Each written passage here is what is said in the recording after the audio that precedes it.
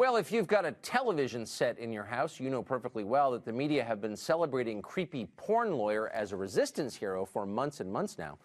But it turns out they're not just celebrating him, but actively protecting him by withholding damaging information about him from you, the public. Two examples of this. Last June, creepy porn lawyer told Time magazine that the Democrats absolutely needed to nominate a white man in 2020. Now, saying something like that would have instantly wrecked his political career as a Democrat. There's nothing that offends Democrats more than that phrase. But have no fear, Time did not tell you that. Democrats didn't know for months because they sat on the story. Meantime, creepy porn lawyer became a national figure. NBC News, by the way, did exactly the same thing to even more political effect. When creepy porn lawyer and his client, Julie Swetnick, accused Brett Kavanaugh of participating in a long series of public gang rapes. Remember that? Creepy porn lawyer presented a sworn statement from a second woman that seemed to back up some of Swetnick's claims. You probably vaguely recall this. Well, 2 days after he released that sworn statement, the woman recanted the story to NBC News reporters. She said that CPL had, quote, twisted her words. In other words, NBC News had credible information that dramatically undermined accusations against Brett Kavanaugh. It would have been nice to know that before the vote, but they didn't tell anybody. Huh. Are you surprised? Well, only if you imagine NBC News was still a news organization and not a particularly clumsy arm of the Democratic Party, which, needless to say, they are, because it was, of course, NBC that leaked the Access Hollywood tape to the Washington Post just before the presidential election in order to influence the outcome of that election, and later protected Democratic donor and accused rapist Harvey Weinstein. They did all that. And yet it wasn't enough for creepy porn lawyer. Even with NBC's assistance, it has been a tough couple of weeks for him. His client, Stormy Daniels, was ordered to pay Donald Trump's legal fees. His theatrics during the Kavanaugh confirmation helped put Brett Kavanaugh on the Supreme Court. Now the law firm that he runs is facing eviction for failing to pay its rent. He's still one of the best-known Democratic candidates for president, though. How is he likely to do? Chris Hahn is a progressive radio host and a former aide to Senator Chuck Schumer. He joins us tonight from Long Island for a creepy porn lawyer update. Chris, it's great to see you tonight. Thank you. Great to see you, for bringing us up today. So here's my theory. So creepy porn lawyer makes baseless charges against Brett Kavanaugh, accusing him of participating in a rape. He says all of these lunatic things. He doesn't pay his taxes. He's obviously a discredited figure. And not one Democrat criticizes him until he endorses the idea of, and I'm quoting, a white man running for president, at which point all Democrats are like, oh, no, it's over. It's over.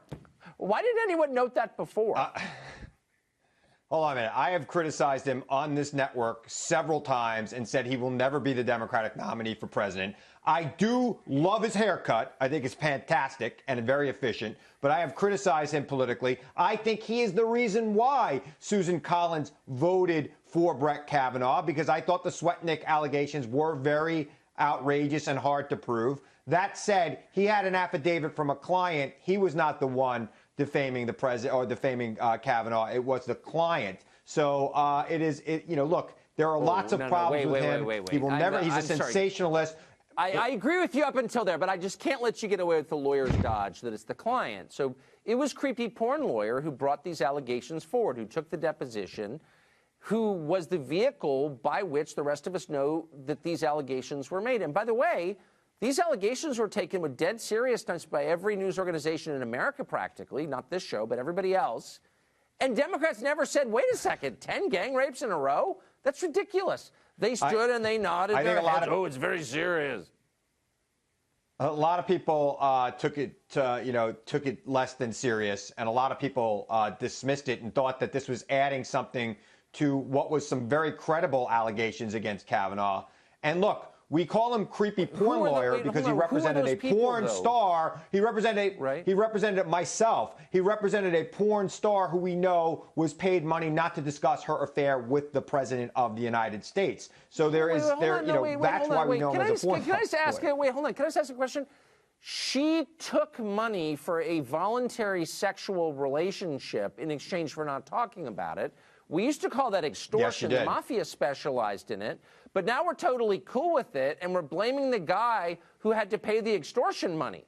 How does that work exactly? Are we for that now? We actually don't know exactly how that money was proposed. In fact, it could have been proposed by the person who wanted to cover it up, not necessarily the porn star who wanted to tell her story. We never got to the bottom of that. And the president's lawyers did settle the matter, so I think they were happy with the arrangement.